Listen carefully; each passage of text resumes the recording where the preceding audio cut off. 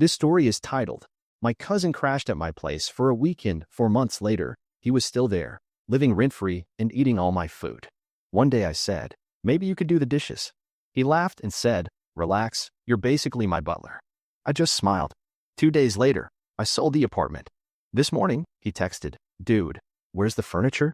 If you told me 5 months ago I'd sell my apartment just to get rid of a human barnacle, I would have laughed in your face. But here we are. And somewhere out there, my cousin Zach, 29M, is probably still standing in my empty living room, holding a cereal bowl and wondering where the hell the couch went. Let me back up. So I'm Nate, 31M, software tester by day, introvert with boundary issues by night. I live in a mid-size apartment in Denver, not fancy, but I've got a decent view, solid Wi-Fi, and no roommates, which is the adult equivalent of winning the lottery. Enter Zach. Zach is one of those guys who somehow aged into adult male form without developing any of the corresponding skills. No job, no goals, no furniture of his own. He's like if Peter Pan grew up but never stopped vaping and calling his mom bruh. He's technically my cousin, but emotionally, he feels more like a parasite that shares DNA and an Xbox account. It started innocently enough. Zach texted me on a Friday afternoon. "Yo bro, you mind if I crash for the weekend? AC at my place is busted and it's 98 degrees in my bedroom." Fine. I'm not a monster. Plus, I figured it'd be nice to have company for once, someone to split a pizza with, maybe watch a few bad action movies, shoot the breeze about life, that kind of thing. Zach showed up 2 hours later with a duffel bag, a 6-pack of beer, and a broken PlayStation controller. That was week 1. By week 2, I noticed he hadn't mentioned anything about his AC getting fixed. I asked, casually, "So, when are you heading back to your place?" He laughed and said, "Man, you know how landlords are. Guy hasn't even returned my calls. Honestly, I might just stick around a few more days. Your couch is like medicinal. Bro heals my back." Medicinal. Right. By week 4, my groceries were disappearing like they owed someone money. I'd buy a pack of chicken breasts, and the next morning, the packaging would be in the trash, along with half my will to live. At one point, I asked if he could at least replace the eggs he'd eaten. He looked me dead in the eyes and said, "Relax, bro. It's not like you were gonna cook them anyway." Zach had turned my apartment into some kind of 24/7 man-child lounge. Dirty dishes in the sink, vape clouds in the living room, and an ever-present funk of gym shorts and Axe body spray. Every time I thought he'd hit a new low, he'd find a shovel and dig deeper. But the real turning point, the one that flipped the switch in my brain, was 4 months in. I was doing dishes, his, obviously, and I turned to him and said, in what I thought was a reasonable tone, "Hey, maybe you could help out with the dishes sometime?" He didn't even pause his game. Just smiled, that smug Zach smile, and said, "Dude, relax. You're basically my butler at this point." I didn't yell. I didn't fight.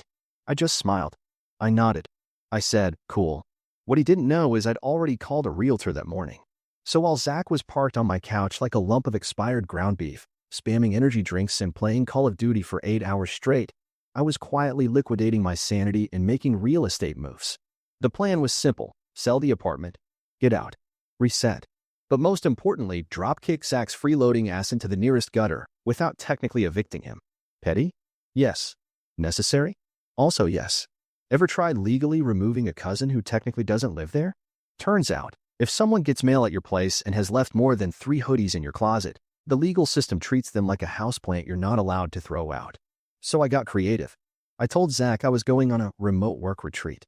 Said I needed time to decompress and find myself. He didn't even look up from the TV. Just mumbled something like, "You should totally do ayahuasca or whatever, man. Get primal." Cool. Thanks, Shaman Zach. The next few weeks were a blur of showings, phone calls, and a lot of pretending everything was totally normal. I'd schedule open houses while he was out, translation, passed out, and I made sure the realtor knew not to talk to the tenant. I played dumb, smiled, nodded, said things like, "He's just visiting for a bit," and, "Yeah, I love the open floor plan too. It really lets the smell of hot Cheetos circulate freely." The realtor was a beast, by the way. Her name was Darcy, 42F, and she had that scary sweet vibe where you couldn't tell if she was about to sell a house or gut you with a clipboard. I liked her instantly. She didn't flinch when she saw Zach's gaming den in what used to be my dining area. Didn't even blink at the poster of a bikini-clad anime vampire taped above my thermostat. "This market's hot," she said with a smile. "We'll price it aggressively. You'll be out before your little squatter finishes his next energy drink." Reader, I nearly cried. Fast forward to last week. Offer accepted. Closing in 7 days. I played it cool, didn't mention a word. Zach, meanwhile, was still vibing like he was on a permanent spring break. I'd long stopped asking for help around the apartment. Asking Zach to do chores was like asking a raccoon to stop rummaging through trash. Offensive to both of us. Then came the Butler incident 2.0. I came home late from work, my actual job, unlike Zach's self-declared status as a market-neutral crypto analyst. And the sink looked like a war crime. Piles of dishes, crusted over with something orange I didn't recognize and honestly didn't want to. I sighed and started cleaning. Again, Zach looked over from the couch, where he was eating cereal out of a mixing bowl, and said, "Hey Jeeves, can you fluff my pillows when you're done?" That was it. I turned to him, smiled, and said, "Absolutely. I'll even tuck you in tonight." Because sometimes, the only proper response to psychotic freeloading is high-level performance art. I walked to my room, shut the door, and finalized the moving truck for 7 a.m. Friday morning, 6:45 a.m. The apartment was dead quiet except for the low hum of spite buzzing in my chest. I'd barely slept, not because I was anxious, because I was vibrating with satisfaction. Today wasn't just move-out day. Today was judgment day for a freeloading cousin who thought calling me his butler was just harmless banter. The movers showed up early. I tipped them double in advance and handed over the plan like we were staging a heist. Don't knock. Just start taking things. I want the couch gone before Sleeping Beauty wakes up. They got to work. The first thing to go was the couch. Then the coffee table. Then the TV. Piece by piece, my apartment, was dismantled like a stage set. And Zach, still dead to the world, face down on the mattress he dragged into the living room 2 months ago like he was claiming territory. 7:23 a.m. He woke up. I didn't hear a gasp. No shouting. Just this pathetic little dude. I turned around. There he was, standing barefoot in the middle of the room like a confused caveman, blinking at the empty spot where the TV used to be like it owed him an apology. "Where's the couch?" he asked, rubbing his eyes like the furniture had Houdini'd itself out of existence. "Gone," I said calm. "Sold the place." He laughed. That cocky Zach laugh. Like I was joking. Like I was still the punchline. "No, seriously, man, where is it?" "I'm serious. The apartment's sold. I'm moving out today. You need to be out by noon." His face shifted then. Not confusion. Not anger. Something worse. Betrayal. Like I had wronged him. Like I'd broken some unspoken contract where I pay for everything, and he pretends he's looking for jobs in between eating my groceries and farting into my pillows. "Wait, you're kicking me out?" he said, stepping forward like he expected me to start apologizing. "No, Zach," I said. "You kicked yourself out 4 months ago. I'm just making it official." He looked around like he was seeing the apartment for the first time. The bare walls. The stacked boxes. The movers sliding out my dresser while blasting Fleetwood Mac. And it hit him. This wasn't a warning. This was the execution. You could have told me," he stammered. "I thought we were family." "Oh, now I'm family? You mean when you called me your butler and laughed in my face while I washed your dishes? That kind of family." That shut him up. He stood there for a long time, eyes darting like he was trying to find something. Anything to hold on to. A chair. A power cord. Some piece of furniture that still made the place his. There was nothing. I made sure of that. And then, his voice cracked. Just a little. "I don't have anywhere to go." That part actually hit. Not because I felt sorry for him, but because it confirmed what I'd feared all along. Zach never had a plan. Zach never planned anything. He just landed wherever people were too polite or too tired to tell him no. And I was his last no. "You'll figure it out," I said. "You're good at that. You've been figuring it out off other people's kindness for years." He left at 11:58 with a backpack, a phone charger, and the same shocked look you'd expect from someone who just realized the free trial of their life had expired. And me? I sat on the floor, surrounded by dust outlines of furniture that once was, and felt clean for the first time in months. The new place isn't glamorous. Second floor walk-up, linoleum that's seen better decades, and neighbors who definitely run a side hustle involving either reptiles or weed. But it's mine. No vape clouds. No empty cereal boxes in the pantry. No cousins snoring in the living room like a dying lawnmower. Just peace. I set up my little desk by the window, hung a single framed poster on the wall, "Tom waits." Because even my decor is tired of everyone's crap, and for the first time in 4 months, I exhaled without tasting someone else's laundry. Life was boring, and God, it was beautiful. 2 weeks in, I started to forget what Zach's voice even sounded like. I went to work, came home, made meals that no one stole off my plate. I started sleeping better. Even my back pain, gone. like my body itself had been allergic to him. Then the text came. Zach, 2:08 p.m. Yo man, things are rough RN. Can I crash for a bit? Just till I figure stuff out. Zach, 2:10 p.m. Swear it'll be different this time LOL. I didn't respond right away. I sat there staring at it for a while. The words "this time" did all the heavy lifting. Like he thought we were just two buddies who had a minor tiff over a remote, not me selling an entire apartment to surgically remove him from my life. I typed, deleted, retyped, then finally sent. Me, no. I can't do that again. That was it. No essays. No anger. Just a firm, polite no. Boundaries set. Line drawn. He replied with a single word. Wow. Then came the escalation. First, passive-aggressive. Zach, thought you were my cousin. Guess family doesn't mean much when you've got a crusty little shoebox and a grudge. Then came guilt.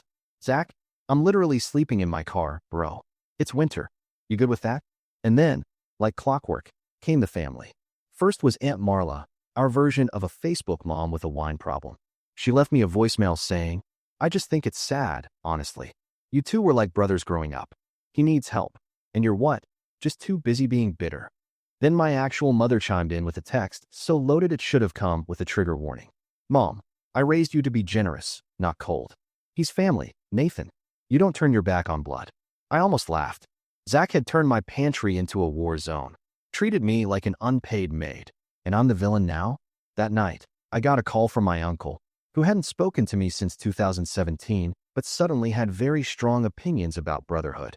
You're seriously letting him live in his car? He said, like I personally pushed Zach into a snowbank and stole his keys.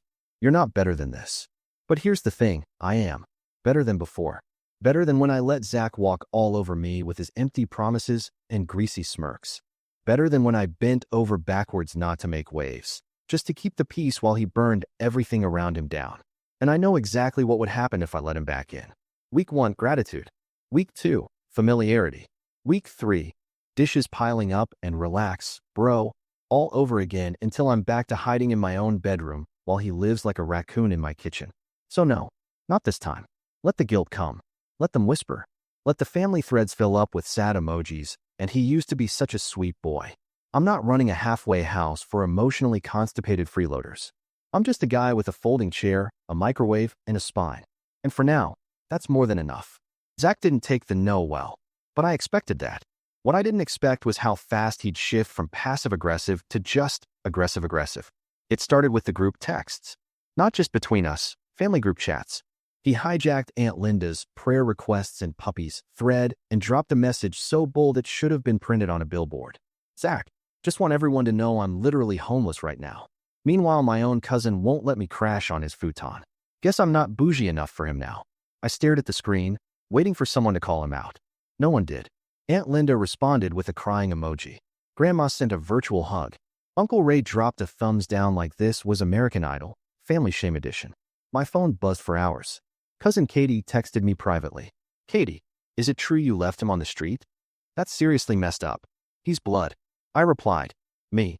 Blood doesn't entitle you to free rent and disrespect. Vampires are blood too. You don't let them in either. She didn't laugh. Whatever. But then Zach took it further. Monday night, I came home to a post-it on my door. Nice place. Hope you've got locks on the windows. Now maybe that was a joke. Maybe he thought he was being edgy. But the handwriting was his. I recognized the S that always looked like a drunk $sign. And suddenly it wasn't funny anymore. I texted him immediately. Me, you show up at my place again and I'm calling the cops. No joke. Zach, well, chill. Was just saying hey. You've changed, man. I didn't answer. But my hands were shaking. Not out of fear, exactly, out of rage. That kind of deep, seething, jaw-clenching rage that comes when someone tries to make you feel crazy for finally setting a damn boundary. The next morning I found a voicemail. Not from Zach. From my mom. Her voice was soft, which meant it was serious. Manipulation level, expert mode. Nate, I know you're upset. But Zach called me crying. Crying, Nathan. He said you threatened him. What's going on with you? Is everything okay? This isn't like you. I sat there listening to it on repeat, letting the irony marinate in my bloodstream like poison. I was upset. I did threaten him. Because Zach showing up at my door with vague, creepy notes isn't family tension. That's stalking with extra steps. But no one saw that. Because Zach plays the game perfectly, just pathetic enough to earn sympathy, just slick enough to dodge accountability. He was rewriting the narrative, and I was being painted as the heartless villain who left baby cousin Zach out in the snow. Then came the final twist of the knife. Thursday, I got an envelope. No return address. Inside was a printed photo of the two of us as kids, him with a popsicle, me with skinned knees. On the back, in red marker, "We used to be brothers." That's when I realized. Zach wasn't asking anymore. He was haunting me, like some spiritual squatter, trying to guilt-possess my conscience. But I wasn't scared. I was done. I locked my windows. I changed my locks. I forwarded the photo to my landlord and emailed myself a record of every single message, voicemail, and threat. If Zach wanted to play the long game, I'd play the legal one. Because here's the truth no one in our family wants to admit. Sometimes the call is coming from inside the bloodline. And sometimes you have to hang up. Hard. I should have known the ambush was coming. But family has a way of dulling your instincts. It was my dad's birthday. Just a backyard cookout. Hot dogs, paper plates, half-warm potato salad. I almost didn't go. My gut screamed trap, but my mom guilt-tripped me into showing up. "It's just dinner," she said. "For your father." No drama. She lied. Or worse, she believed it. Because guess who showed up 15 minutes after I did, looking like a wounded puppy in a thrift store jacket? Zach. He walked in slow, like this was a show, and I was just part of the tragic backstory. I saw him clock me immediately, then drop his bag by the grill like he was staying for dessert and absolution. I kept my distance, nursing a lukewarm soda and scanning exits. But then my mom clinked a fork on her wine glass. "I just want to say," she started, "that family is what matters most, especially in hard times. And sometimes, it takes courage to forgive." Zach stepped forward. "You ever seen someone fake cry? Like, Oscar bait cry?" His voice cracked on cue. He stared at his shoes like they'd cheated on him. "I just miss my cousin, man," he said, real low, "and I don't understand what I did that was so bad." Everyone turned to me, eyes full of question marks. Grandma's already tearing up. My uncle put a hand on Zach's shoulder like we were about to reenact the Fresh Prince. "Why don't he want me, man?" Scene. I stayed seated, calm, cold. "You lived in my apartment for 4 months, unpaid, uninvited, and treated me like a doormat," I said, steady as stone. "You called me your butler. You left threatening notes on my door. You tried to make my life unlivable when I wouldn't let you use me again." Zach shook his head, fake stunned. "Well, I never threatened you." So I pulled out my phone. I had screenshots, photos, timestamps. I opened the group chat and scrolled to the "Hope you've got locks" message. Turned up the volume on my mom's voicemail. "He said you threatened him." I played them all out loud, in front of everyone. The backyard went quiet. Just the hum of a wasp circling the chips and the faint sizzle of a burger burning to death on the grill. Zach looked at me like I'd stabbed him in the back. But I hadn't. I'd stabbed him in the front. With evidence. He tried to speak, but I wasn't done. "You don't miss me," I said. "You miss what I gave you. Free rent. Free food. No consequences. You don't want family. You want an enabler with snacks." Then I stood up. "I'm done playing the villain in your redemption arc. You want to get your life together? Do it without dragging me down like an anchor." And with that, I left. I heard arguing as I walked away. My aunt defending him. My dad muttering "Jesus Christ" under his breath. Someone, probably Zach, called me cold. But you know what? Cold keeps you sharp. And the next day, I got a message from my cousin Katie. "Katie, okay, maybe I judged too fast. That was intense. You good?" I replied. "Me. Better than I've been in years. And I'm just getting started." Because revenge isn't always fire and fury. Sometimes it's documentation, exposure, and letting the world see exactly who someone is. No mask, no excuses, no exit plan. And Zach? He just got his spotlight. After the cookout incident, Zach disappeared for about 6 hours. Then he posted a selfie from a Planet Fitness locker room with the caption, "Grind don't stop. Even when they betray you, #homelessethopeless, #blessed." The comments section was a mix of pity, emojis, and people I haven't spoken to since college tagging me like, "Dude, is this about you?" I didn't respond. I didn't need to, because behind the scenes, I was busy setting the final dominoes. I wasn't just going to push back. I was going to make sure the next couch Zach tried to land on collapsed underneath him, permanently. See, Zach's not just lazy. He's sloppy. And when someone's sloppy, all you need to do is watch. Months ago, during one of his crypto bro phases, he used my Wi-Fi to trade NFTs and pitch people on some get-rich-quick scheme. What he didn't know is that he left his scammy little Google account logged in on my laptop. It was all there. Screenshots of investment pitches he sent to acquaintances promising 3x returns in 90 days. Venmo screenshots of money sent to him by people too polite to ask for receipts. A PDF labeled Defy Strategy that was just a flowchart with the words buy low / hype / sell high / ghost in Comic Sans. Real Mensa material. One of those acquaintances? My coworker's little brother. A kid just out of college who sent Zach $800 and never heard from him again. That's when I stopped feeling guilty and started feeling ready. So here's what I did. I compiled a neat little dossier. Screenshots, financial records, timestamps, IP logs. I created a Dropbox folder titled Zach Morrison, Pattern of Fraud. And I emailed it. Quietly. To Zach's last 3 clients. To the guy he stiffed on a Facebook Marketplace sale. To the girl who messaged me months ago asking if Zach really lived with a tech entrepreneur. He told her I was his intern. I wish I was joking. And then I waited. The backlash came like a thunderstorm, loud, sudden, cleansing. One of the people emailed me back. You have no idea how long I've wanted to hear someone else say this. Thank you. Another posted about Zach on Twitter. Not by name, but it got traction fast. A thread about grifters who use family to dodge accountability. Zach responded, of course. Called it slander. Said he was being targeted by haters with an agenda. My personal favorite tweet of his. People hate seeing you win when they know you saw them lose first. Buddy, what are you even saying? By Thursday, he deactivated all his social accounts. Probably to go off the grid again. Translation. He ran out of people to lie to and his hotspot data plan expired. I should have felt triumphant. Instead, I felt peace. The kind of quiet that comes after a fire finally burns itself out. Because sometimes, the best revenge isn't breaking someone, it's exposing them. Showing everyone what you've always known. Letting them light their own funeral pyre with the receipts you saved just in case. But I'm not done. There's one more thing. Zach left something behind when he moved out. Something small. Something he probably doesn't even realize is missing. It's in a drawer in my new place, sealed in a Ziploc bag. And when I tell you what it is, you'll understand why the final move isn't just revenge. It's insurance. You want to know what Zach left behind? It wasn't something valuable. Not in the traditional sense. Not cash. Not a hard drive. Not his dignity that disintegrated somewhere around month 2 of living rent-free off my Amazon Prime. No, what he left behind was his old, beat-up USB stick. The one he used to plug into my laptop constantly while yelling, "Bro, don't close my tabs. I'm running charts." I almost tossed it. Thought it was just full of meme stocks, crypto nonsense, and maybe some pirated anime. But something told me to plug it in first.